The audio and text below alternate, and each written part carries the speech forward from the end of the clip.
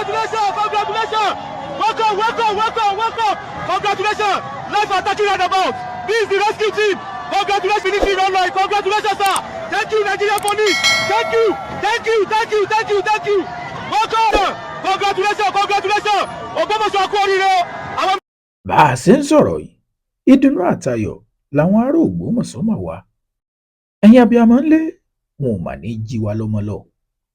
Ẹ máa bá ń tẹ congratulation kẹ́ ẹ máa share fídíò yìí, ẹ máa bá ń tẹ̀ síkàn ní abala àríwísí káwọn ènìyàn ó mọ̀ pé òǹkàlùkù náà mọ̀ ń pa àròyìn ayọ̀ tó ṣẹ̀ṣẹ̀ ṣẹlẹ̀ ní ilẹ̀ Yorùbá yìí. Kí ló fà táwọn ará Ògbómọ̀ṣọ́ fi ń dunnú tí wọ́n fi ń yọ̀? Àwọn ọmọ iléèwé àtàwọn tíṣà tí wọ́n jí kó èèyàn lóṣù May 15 ọlọ́mọ àti ní kí wọ́n fi wọ́n lẹ̀. Bó ní wọ́n ṣe fi wọ́n lẹ̀? Àwọn wo ló gbà wọ́n lẹ̀? Ṣé Sunday Ìgbòho ni? Sáwọn sọ́jà ni? Sáwọn ọlọ́pàá ni? Gbogbo ẹ̀ ní fọ̀gbà yànga. Ṣé wọ́n san ránsọ́ọ̀mù àbí wọ́n san ránsọ́ọ̀mù? Presidency ti sọ̀rọ̀. Bákan náà, gómìnà Ṣèyí Mákindé, èèyàn gómìnà tọ̀yọ́ state náà ti sọ̀rọ̀. Gbogbo ẹ̀ pátápátá ní ṣàlàyé fún yín. Ẹ̀yin abiyamọ ẹ kọ́kọ́ máa bá ń tẹ congratulation yín síkàn ní abala àríwísí ká kọ́kọ́ máa bá wọn yọ̀ ká máa bá wọn dúpẹ́ kí n tó wá tú pẹrẹpẹrẹ ọ̀rọ̀. Ẹ kọ́kọ́ gbọ́rọ̀ lẹ́nu principal kẹ́ ẹ lè mọ̀ pé lóòótọ́ làwọn ènìyàn yìí ní wọ́n ti gba òmìnira. We are grateful. The president, sir, we are grateful. We understand your commitment to our safety and we appreciate all you did for us. We could see in your hands. Thank you very much. And every security operative, they tried so much and that is why we are still alive now. We are very grateful unto you. Thank you very much. Ìyapẹ́ ẹnu tí ń lọ níkànnì ayélujára.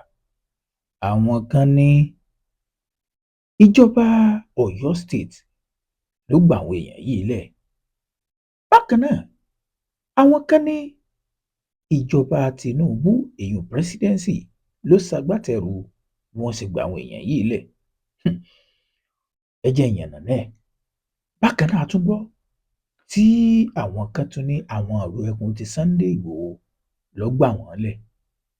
Ẹ jẹ́ ń fi àwọn nǹkan kan hàn yín.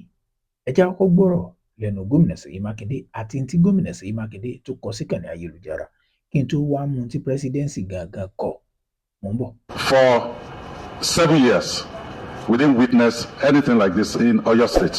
I declared to run for the presidency of Nigeria at 4 o'clock, and by 9 a.m. the following morning, the children were abducted. Kí wàá ní gómìnà Ṣèyí Mákindé kí ló kọ síkànnì ayélujára lẹ́yìn ìgbà táwọn ọmọ náà dé? Ẹ gbọ́ ohun tí mo play fún yín tí túmọ̀ sí pé gómìnà Ṣèyí Mákindé gan fìdí ẹ̀ múlẹ̀ pé ó ṣeé ṣe kí jíjí àwọn ọmọ náà gbé ọlọ́wọ́ òṣèlú nú. Bóun sọ pé òun fẹ́ ṣe president ti orílẹ̀-èdè Nàìjíríà láago 4. Ọjọ́ kejì ìjọ náà láago 9 ni wọ́n lọ kó àwọn ọmọ ní Oríire local government àti Ẹ̀sìn-Ẹ̀lẹ̀ local government èèyàn ní Yawota local government ní Ògbómọ̀ṣọ́. Gómìnà Ṣèyí Mákindé kọ nǹkankan síkànnì ayélujára nígbà táwọn ọmọ náà dé. Ẹ jẹ́ n kà fún yín. Gómìnà Ṣèyí Mákindé kọ pé really grateful for the safe return of the children. Ó nínú òun dùn òun sì dúpẹ́ fọ́lọ́run fún dídé àwọn ọmọ sùkúù and teacher abducted from Oríire local government 56 days ago àtàwọn olùkọ́ wọn tí wọ́n jí kó èèyàn lóríire local government ní 56 days ago tí wọ́n ti kó wọn lọ. Our priority now is to ensure they are reunited with their family and support their rehabilitation after this traumatic experience.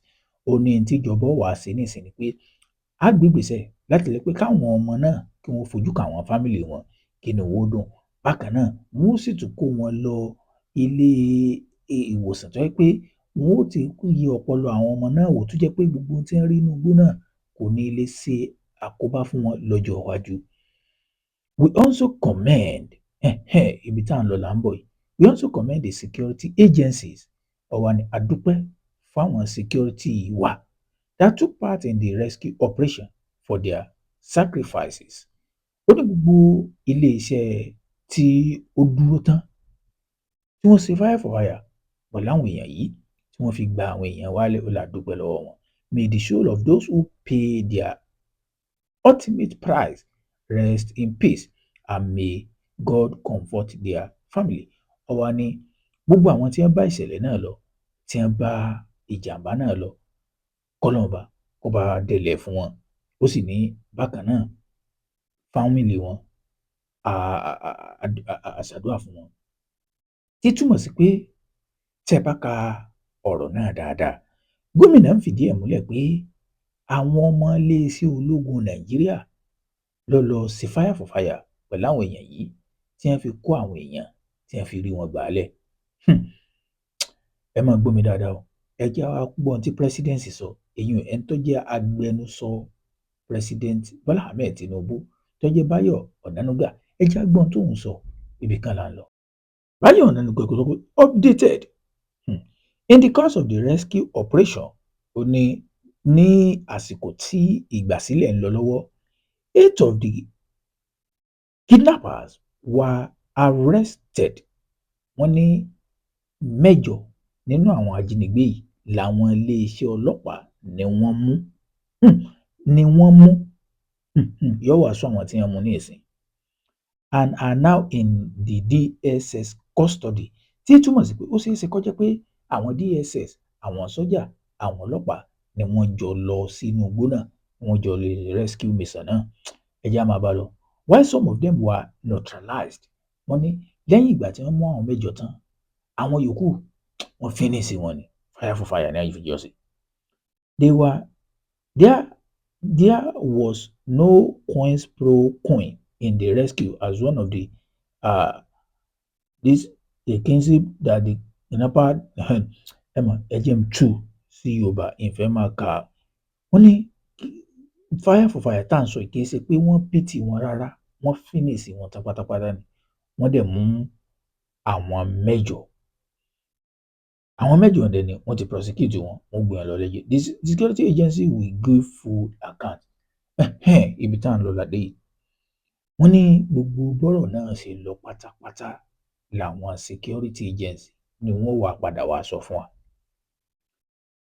Nípa ti ìró ẹkùn, àwọn náà ṣiṣẹ́, ṣùgbọ́n ṣe rí àti ìmọ̀ kúlẹ̀kúlẹ̀ ọ̀hún torí pé bàbá Kọ́lá Olóòtú náà tún jáde, àwọn náà ní Sunday Igboho pé àwọn pé wọ́n ti ráwọn èèyàn náà mú, tí túmọ̀ sí pé ó ṣeé ṣe kó jẹ́ pé àwọn ìró ẹkùn náà wọ́n papọ̀ pẹ̀lú àwọn security Nàìjíríà tí wọ́n jọ lọ rescue àwọn èèyàn yìí. Ṣùgbọ́n n tó ṣàdájú ni pé a ti mọ̀ pé kì í ṣe ọ̀rọ̀ oníránsọ́ọ̀mù dé wọ̀sán ránsọ́ọ̀mù, n tí wọ́n jọ fi sí ni pé fire for fire ni. Ẹ̀yin náà dẹ̀ mọ̀ pé gómìnà Ṣèyí Mákindé náà sọ pé òun ọ̀rẹ́dì àti sanwó, ó sì dúró tì í, ó ṣe bẹ́ẹ̀ wọ́n dẹ̀ gba àwọn èèyàn yìí lẹ̀. Ẹ share fídíò yìí káwọn ènìyàn mọ̀ ṣe rí bí bá ṣe wá ń lọ tó pé nǹkan sì pọ̀ tá a mọ̀ lórí bí wọ́n ṣe fa àwọn èèyàn yìí lẹ̀. Ògbómọ̀ṣọ́ wọ́n ń dunnú lọ́wọ́lọ́wọ́. Ẹ share fídíò kẹ́ subscribe.